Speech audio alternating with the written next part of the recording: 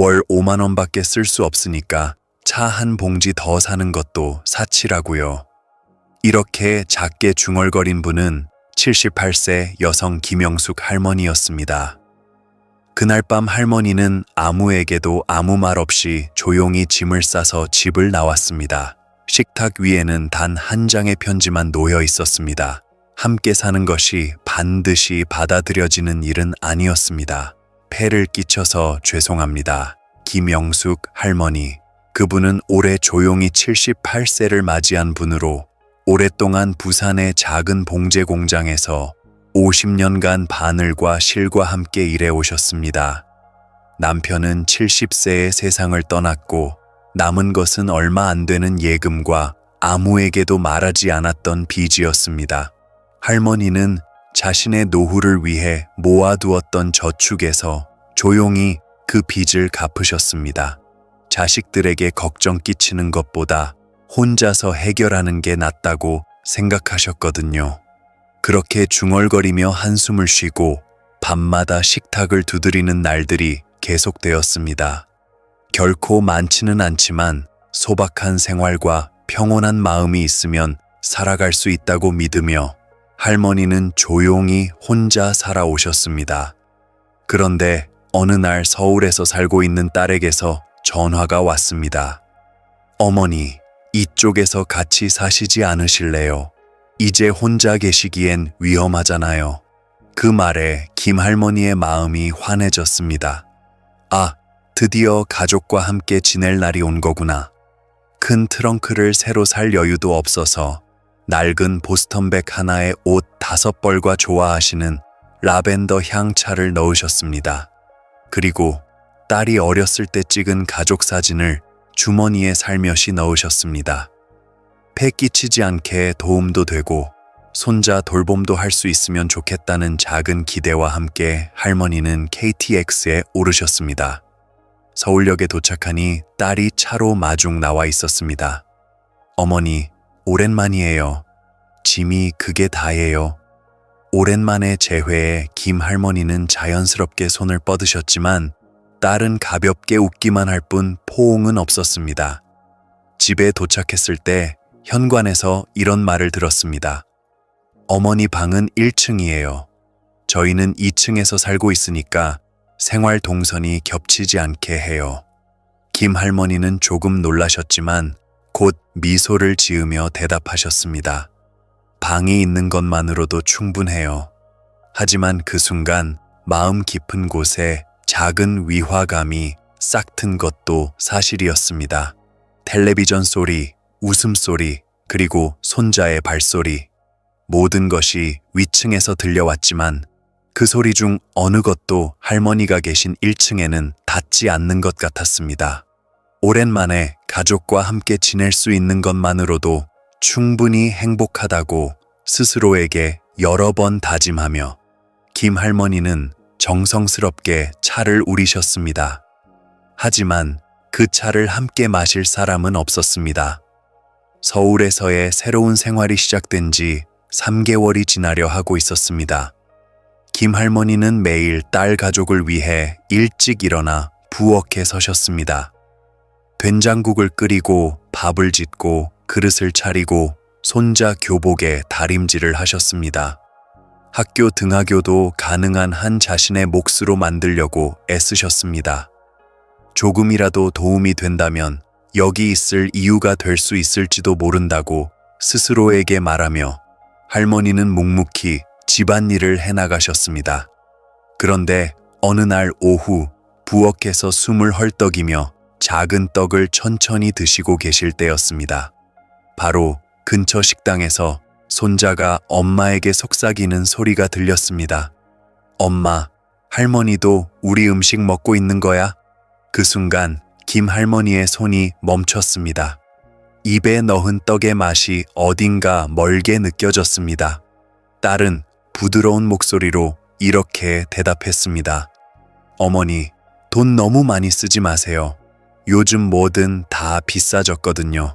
그 말은 책망하는 것이 아니었습니다. 하지만 마치 여기서 살려면 조심하라고 말하는 것처럼 들렸습니다. 그날 밤부터 김할머니는 자신이 쓸 생필품을 따로 준비하기 시작하셨습니다. 마트에서 할인할 때 산 비누, 칫솔, 그리고 화장지. 이건 내 것이니까라고 마음속으로 여러 번 되뇌며 딸의 가계에 부담을 주지 않으려 하셨습니다. 그리고 매일의 지출을 세세하게 기록하기 시작하셨습니다. 노트 첫 줄에는 이렇게 적혀 있었습니다. 12일 차 사건 90원. 혹시 필요 없었을지도 모르겠다. 며칠 후 주말, 평소보다 조금 먼 마트에 함께 장을 보러 갔을 때였습니다. 김할머니는 예쁜 포장의 과자를 발견하고 손자의 웃는 얼굴을 떠올리며 살며시 손에 드셨습니다. 이거 그 아이가 좋아할 것 같은데. 계산대로 향하려던 그때 딸의 목소리가 뒤에서 날아왔습니다. 그거 그만두세요. 설탕이 너무 많아서 아이 몸에 안 좋아요. 말투는 부드러웠지만 그 한마디가 마치 어머니가 고르는 건 시대에 뒤떨어진다고 말하는 것처럼 들렸습니다. 손에 들었던 과자를 선반에 다시 놓으며 김할머니는 작게 미소 지으셨지만 그 웃음 뒤에는 쓸쓸함과 어색함이 뒤섞여 있었습니다. 그날 오후 근처에 사는 연배의 여성이 담소를 나누러 왔습니다. 담장 너머로 차를 건네자 그녀가 입을 열었습니다. 딸과 동거하고 계시는군요. 그런데 왠지 어머니라기보다는 하숙생 같아 보여요. 그 말을 들은 김할머니는 아무 대답도 할 수 없었습니다. 웃어서 넘기려 했지만 입가가 조금 떨리고 있었습니다. 그리고 어느 밤 2층에서 새어나오는 딸의 전화 목소리가 조용한 방의 공기를 얼어붙게 했습니다. 이제 나이가 많으셔서 말이 안 통해요. 솔직히 대화가 잘 안 되고요. 가끔 모든 걸 내팽개치고 나가고 싶어져요. 그 말을 김할머니는 화장실로 가던 중에 우연히 들어버리셨습니다. 심장이 순간 멈춘 것 같은 느낌이었습니다. 나는 폐가 되는 걸까? 그렇게 생각한 자신을 탓하며 할머니는 아무 말 없이 방문을 조용히 닫으셨습니다. 방으로 돌아와 불단 앞에서 손을 모으며 돌아가신 남편의 영정에 조용히 말씀드렸습니다. 당신이 계셨다면 어떻게 생각하셨을까요? 내가 여기 있어도 되는 걸까요? 그날 밤 김할머니는 잠들 수 없었습니다. 이불 속에서 몇 번이나 뒤척이며 천장의 무늬를 계속 바라보고 계셨습니다. 여기는 가족이 있는 집이지만 나는 가족이 아닐지도 모르겠다. 그날 김할머니는 평소와 같이 아침 집안일을 마친 후 조용히 거실 한 구석에서 신문을 읽고 계셨습니다. 위층에서 손자의 웃음소리가 들려와 절로 미소가 지어지는 평온한 일상의 한때였습니다. 하지만 그 따뜻함은 가슴에 꽂히는 한마디로 얼어붙었습니다. 엄마, 할머니, 왜 계속 집에만 계세요? 좁기도 하고 할머니 집으로 돌아가시면 안 돼요. 천진난만하게 던진 그 말에 방의 공기가 멈췄습니다. 아무도 아무 말을 하지 않았습니다. 딸도 사위도 그냥 조용히 있었습니다. 마치 틀린 말이 아니라고 인정하는 듯한 침묵. 그것이 김할머니의 가슴에 깊이 박혔습니다. 할머니는 웃음을 잃지 않으려 애쓰며 신문을 접고 부엌으로 향하셨습니다. 그날 저녁 연금이 들어오는 날이라는 걸 떠올리며 김할머니는 작은 지갑을 꼭 쥐고 밖으로 나가셨습니다. 마트에서 특가 초밥과 손자가 좋아할 것 같은 딸기 대복을 고르셨습니다. 좁다고 했지만 그 아이의 웃는 얼굴을 볼 수 있다면 그것으로 충분하다는 마음으로 가득했습니다. 저녁 시간, 식탁에 차려진 건 소박하지만 정성이 담긴 만찬이었습니다. 오늘은 할머니가 모두에게 초밥을 사오셨어요. 단 것도 있어요. 하지만 돌아온 건 손자의 차가운 목소리였습니다. 에? 오늘 라면 먹고 싶다고 했는데. 게다가 이거 가게 것도 아니잖아요. 딸은 작은 목소리로 미안해요. 오늘은 할머니가라고만 말하며 초밥 하나도 집지 않았고 사위도 젓가락을 움직이지 않은 채 스마트폰만 만지작거렸습니다. 그리고 아무 말 없이 남은 초밥과 대복은 딸에 의해 그대로 쓰레기통으로 옮겨졌습니다. 그 광경을 본 김할머니의 마음은 조용히, 확실히 무너져 갔습니다. 누군가를 기쁘게 해주려고 한 일이 이렇게나 무의미했다니. 밤이 되자 갑자기 배가 아프기 시작했습니다. 추워서인지 스트레스 때문인지 원인을 알 수 없었습니다. 이불 속에서 아픔을 참으며 2층으로 전화를 걸었습니다.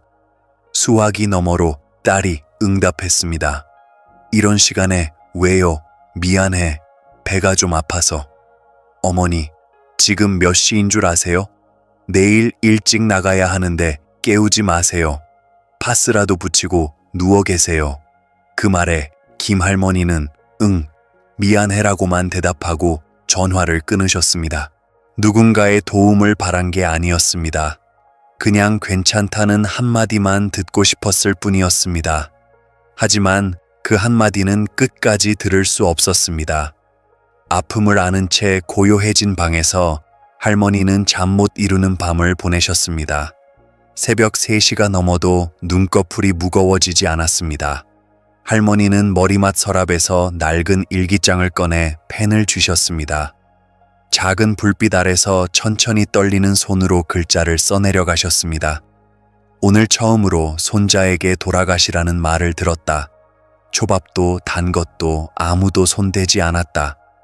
밤에 몸이 아파서 전화했지만 파스나 붙이라는 말만 들었다. 나는 여기서 살아있어도 되는 걸까? 만약 내일 아침 내가 없어져도 누군가 알아챌까? 펜을 놓은 후 김할머니는 한동안 천장을 바라보고 계셨습니다. 먼 옛날 딸이 아직 어렸을 때의 웃는 얼굴을 떠올리려 하셨지만 그것마저 안개 속으로 사라져가는 것 같았습니다. 몸을 웅크린 채 할머니는 마음 깊은 곳에서 분명히 깨달으셨습니다. 나는 이제 이 집에 존재하는 사람으로 여겨지지 않는 것 같다. 그것은 작은 균열이 아니었습니다. 조용히 확실하게 무너져가는 거처라는 이름의 버팀목. 그 아픔에 할머니는 소리내지도 않고 그저 견디고 계셨습니다. 2018년 11월 어느 아침 눈이 내리는 추운 날이었습니다. 김할머니는 평소처럼 부엌 개수대를 청소하고 세탁기를 돌린 후 욕실 배수구를 청소하고 계셨습니다. 누가 시킨 것도 아니었습니다. 조금이라도 폐가 되지 않으려는 한 마음으로 자신의 존재를 작게 만들며 살아가고 계셨던 것입니다. 하지만 그날 바닥이 미끄러운 줄 모르고 발을 헛디뎌 넘어지고 말았습니다. 허리를 다쳐 몸을 일으킬 수도 없고 소리를 내려 해도 집에는 아무도 없었습니다. 시계 바늘 소리만이 차가운 타일 위에서 들리고 있었습니다. 이대로 아무도 모르게 하루가 끝나면 나는 어떻게 될까?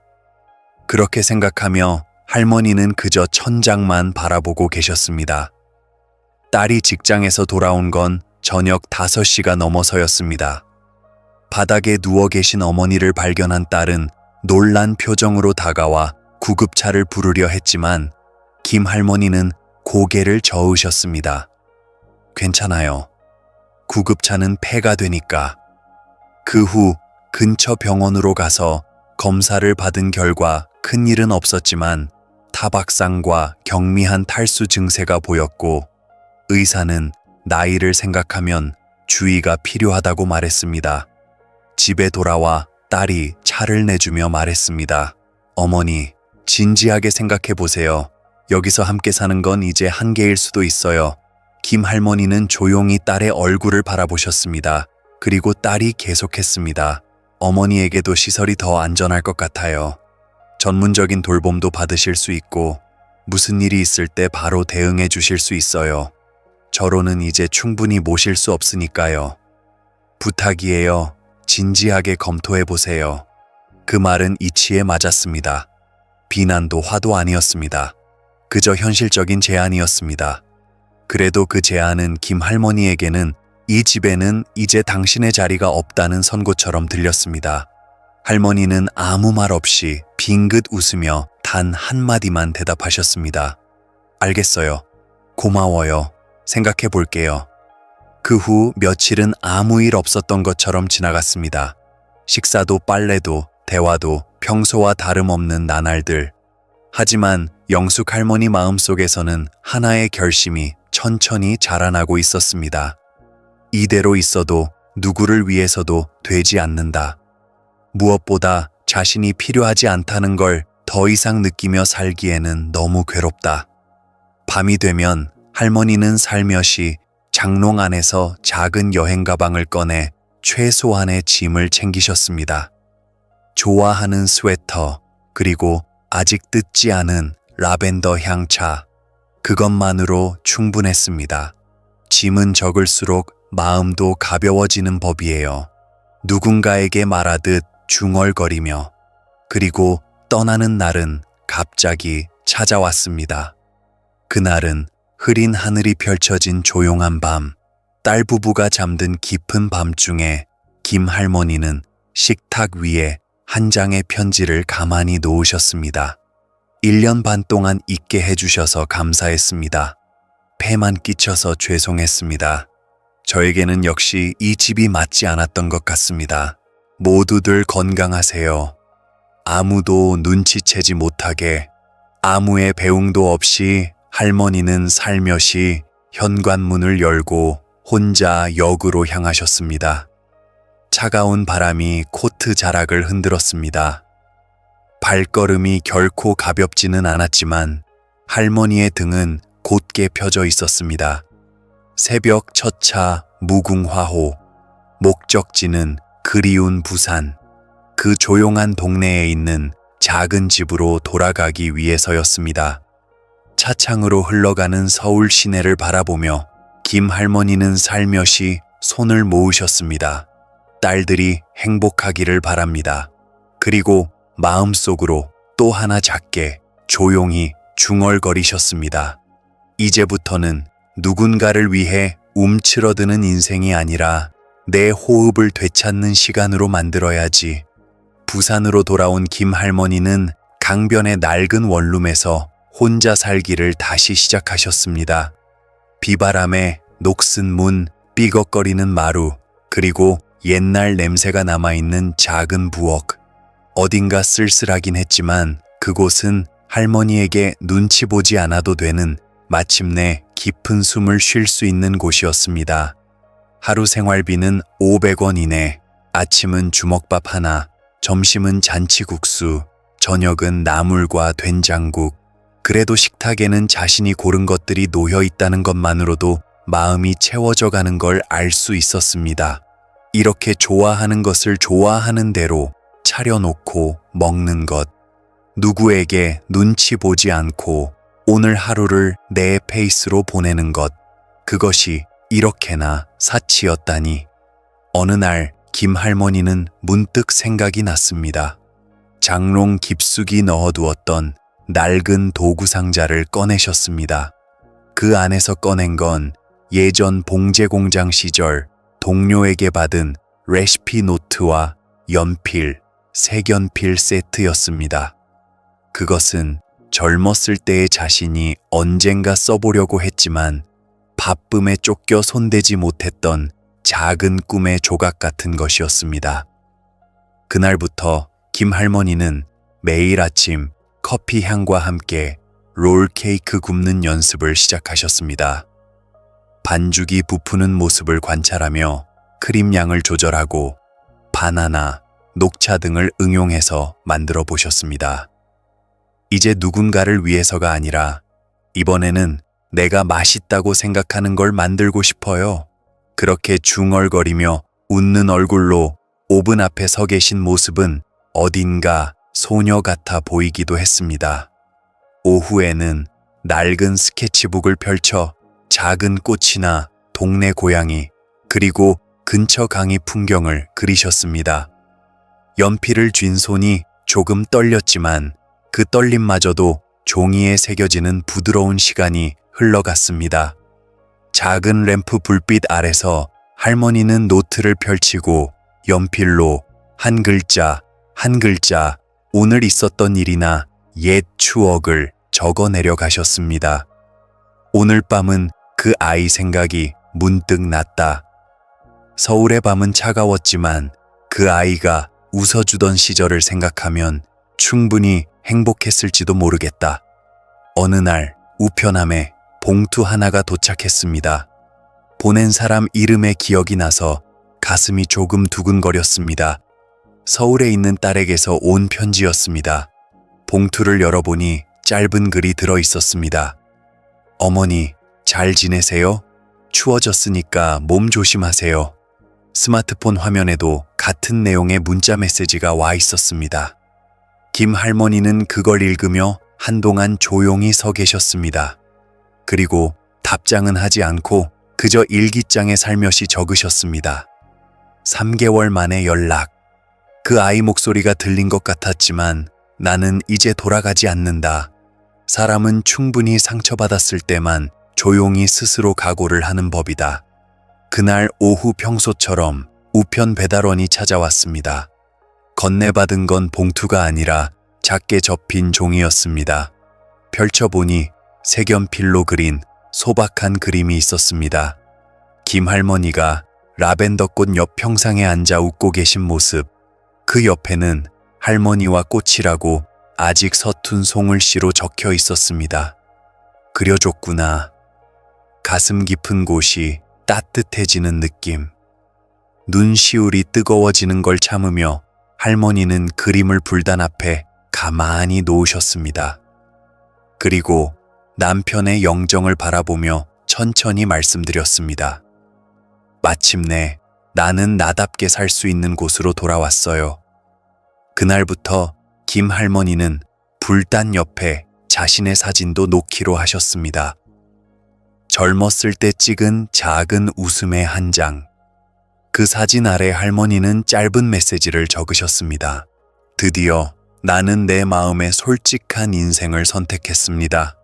그로부터 1년이 지났습니다. 김 할머니는 조용히 어떤 결심을 내리셨습니다. 집에서의 혼자 살기에 마침표를 찍고 스스로의 의지로 지역의 요양원에 입소하신 것입니다. 끝까지 누군가의 손을 빌리는 건 억울하지만 이 몸으로는 주변에 의존만 하게 될 테니까 그렇다면 제대로 의지할 수 있는 곳에 몸을 맡기는 게 서로에게 더 다정한 선택이 될 거야. 그렇게 스스로에게 말하며 할머니는 짐을 챙기고 남편의 사진과 손자가 그린 그림을 소중히 가방에 넣으셨습니다. 시설에서의 생활은 생각보다 활기찼습니다. 또래 친구들과의 대화, 그리고 계절 꽃꽂이 교실이나 주 1회 종이 접기 시간. 김 할머니는 조금씩이나마 마음을 열고 웃음을 되찾아 가셨습니다. 어느 날 직원이 이렇게 물었습니다. 김 할머니, 혼자 사실 때 외롭지 않으셨어요? 할머니는 천천히 미소 지으며 이렇게 대답하셨습니다. 외롭다고 생각해 본 적 없어요. 하지만 말이에요. 가족과 함께 살아도 존재 자체가 폐가 되는 것처럼 여겨질 때 그게 무엇보다 외로운 일이에요. 그 말이 계기가 되어 김 할머니는 지역 주최 모자 유대감을 생각하는 계몽 비디오에 출연하게 되었습니다.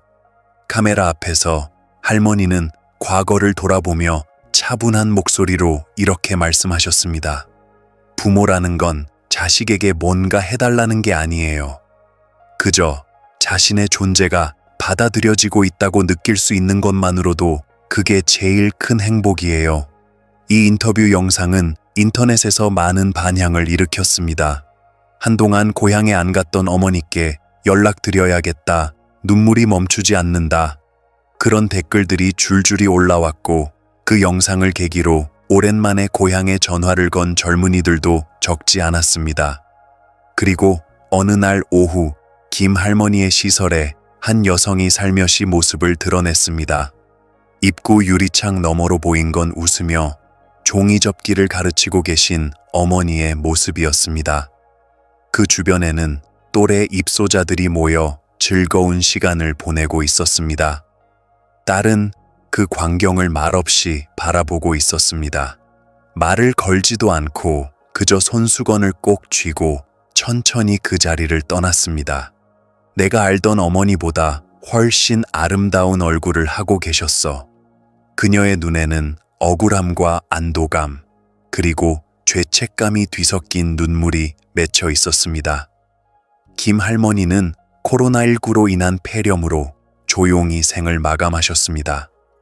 마지막 며칠은 감염 방지를 위해 가족과의 면회도 제한되어 딸이 달려왔을 때는 이미 말씀을 나눌 수 없는 상태였습니다.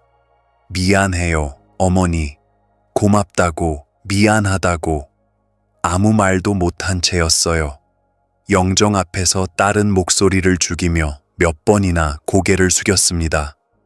가방 안에는 남편의 사진과 손자가 그린 라벤더 꽃 그림, 그리고 영숙 할머니가 손수 정성스럽게 적어놓은 작은 롤케이크 레시피가 가만히 들어 있었습니다.